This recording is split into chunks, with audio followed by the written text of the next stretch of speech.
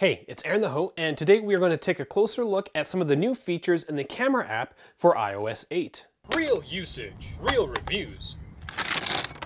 Mobilereviews-eh.ca. Now I'm kind of in the state of meh.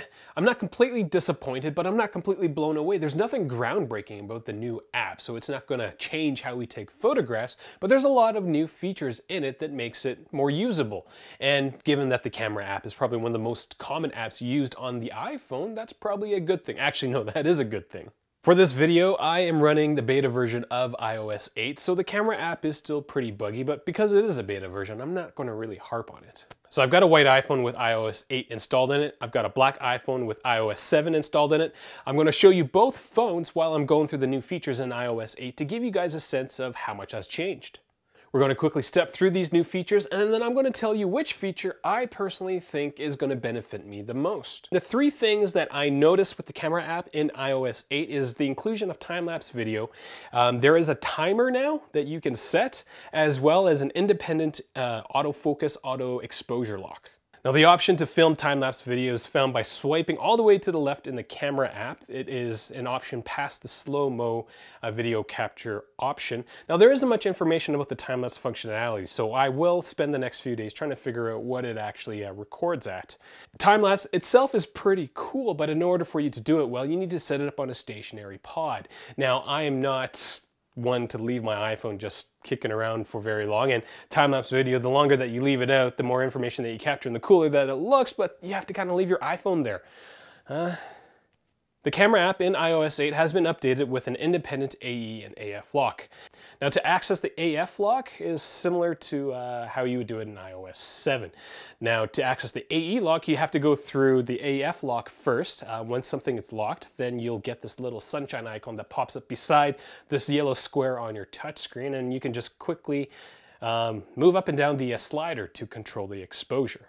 I will mention that this feature works in all modes of photos as well as videos. Now the last feature is the timer feature, and you may think because it's a timer it might not warrant a lot of attention, but it does kind of do something a little different. So you can select 3 or 10-second delays, and so once you do so and you decide to take your photo, your iPhone blinds you for either 3 or 10 seconds, but once it takes the photo, it shoots 11 photos.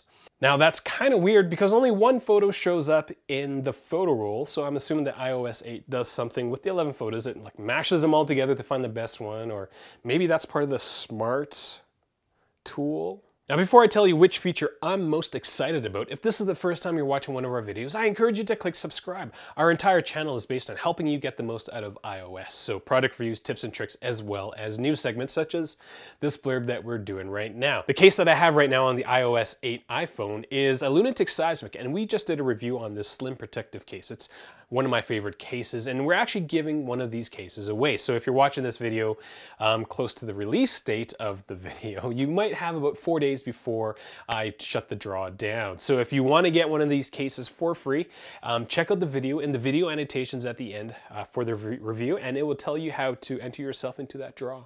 Now the most exciting feature for me is actually being able to control the exposure. Now I'm not a great photographer, but I like to be creative, and so a lot of the times with my DSLR I will overexpose the background so that I can really draw the person's attention to the foreground, to the subject. Now I can't do that with kind of the stock camera app in iOS 7, but with that feature in iOS 8 I've got that opportunity at my fingertips. Now, in my opinion, iOS 8 right out of the box isn't really game-changing. It is not groundbreaking. It is a nice evolution of the iOS operating system, but there's a lot of things in the background. So the changes in the development kits and whatnot, and home kits and health kits, those things I think have the potential to change how we use our iPhones. And if you want to know more information about that, do check out our iOS 8 overview video that we've done when it was first released a couple of days ago. I'm Aaron the Ho. I'm one of the hosts at Mobilereviews-eh.ca.